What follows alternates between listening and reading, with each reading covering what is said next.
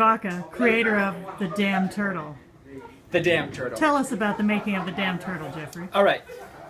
For Gaslight Gathering 2013, I was invited to join the Starburners amongst a number of other people that were designing 2-foot bases with miniatures of things that were removed from the planet, islands in the steam it was called, by the giant shrink ray on the Starburners dirigible. Right. So I was loving the Starburners. Of course, I couldn't pass up the opportunity to join on the project. And I was trying to think, what can I make? So I thought, I'm going to make one of the turtles that are submerged in the ocean, covered with an island, turtle island kind of thing. And I had to decide, how am I going to go about that?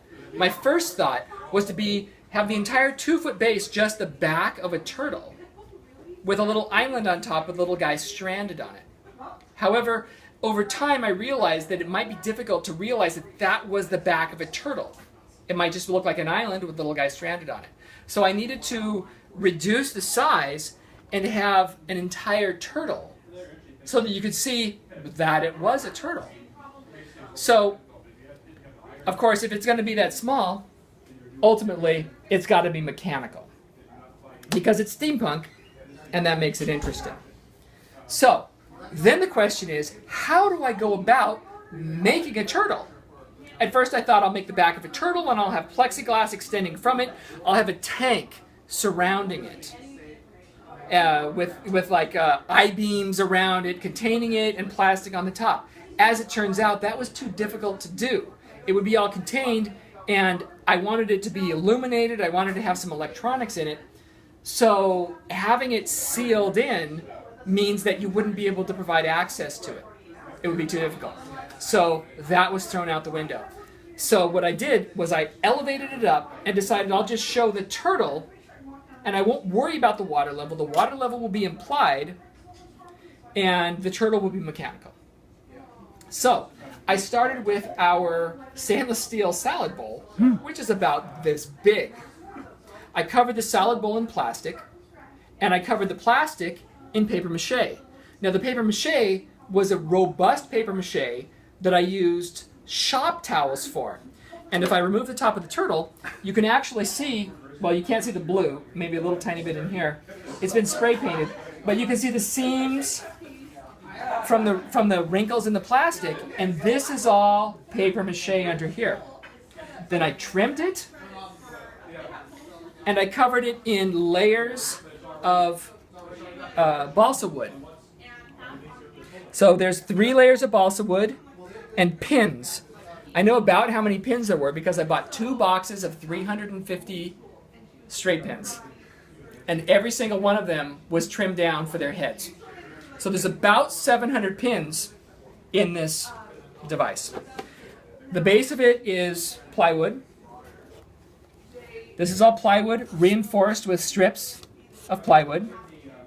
All the electronics are stored in here to eliminate the head, because as part of the project, each person that participated in this project, whoops, it falls apart,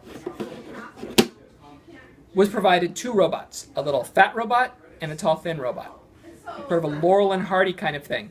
So I decided the thin robot would be the butler with a little cloth over his arm, a little towel, providing tea to the stranded individual. The chubby robot is piloting the turtle unbeknownst to those stranded on top of the turtle. LEDs and batteries have been provided to illuminate the inside of the turtle.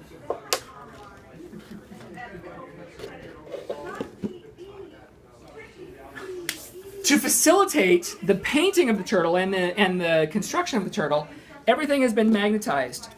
So pieces of the turtle actually come off. Every part of the turtle, except the tail, is able to be removed. Whee! Isn't that fun? Rare earth magnets have been used. And so the turtle can be disassembled and assembled with no problem. Likewise, the head can be removed, and the jaw can be removed from the head. No problem. everything's been made out of essentially hobby parts or found parts. The hatch was made from a googly eye that you would get like in Michael's, a little eye that you would have on a bear. The little valve? Not valve, but whatever. The little handle was fabricated out of plastic card. This was fabricated out of plastic card. This was all carved out of balsa wood. The entire head was a single part of balsa wood that was carved out. The lenses of the eyes, which wonderfully magnify the interior of the cabin, were made out of $1 spectacles obtained from the dollar store. The lenses were popped out, they were squeezed in here, and to make it easy to work on, I can actually pop the jaw off and pop the lens out with my finger if I feel like it. The lenses still pop out, they're not glued in place, because the glue will fog the glass and make it more difficult to see what's going on inside. So they're just sitting in there. The back fins, likewise, pop off. The back fins were made, the base of the cylindrical part was made out of a cake decorating plastic part. The little tiny interesting piece on the end was made out of a resin cast from a Warhammer 40K land speeder. And everything else was cut out of plastic card. This was cut out of half-round plastic card. Each single rivet on the plastic was cut out of hex plastic. This is a piece of plastic. The fins, the tubular plastic, capped on the end with plastic, is all plastic card. That's all it is. This part here is made out of putty. Just like much of the little gimmicks here. These are just pieces of balsa wood. 3 layers of balsa wood, each cut to size. This piece here is made out of the glow stick. These are glow sticks, and this little piece here is the piece that holds the glow stick together so you can have it as a little bracelet. Every one of these little valves here are sculpted independently out of green stuff. These tubes here are plastic card. Green stuff, plastic card, green stuff. That's all that is. On the top, this here is a piece of styrofoam. And then around the edge where I got the little bit on the edge, that's all green stuff, sculpted to look like below the waterline, the sand that's settled onto the turtle over time. And then onto that, I just glued little bits of interesting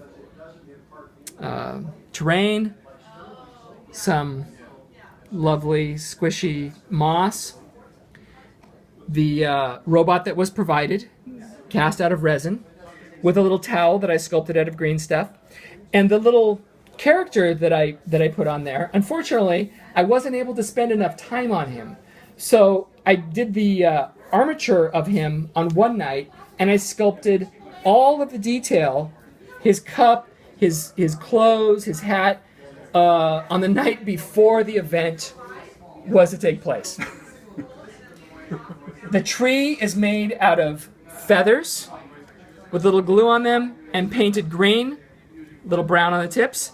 And the tree is likewise fabricated out of materials, hobby materials laying around.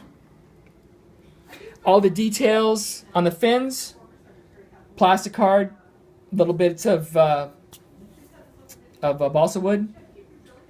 Everything's been carved out of straight, pure balsa wood. The pieces inside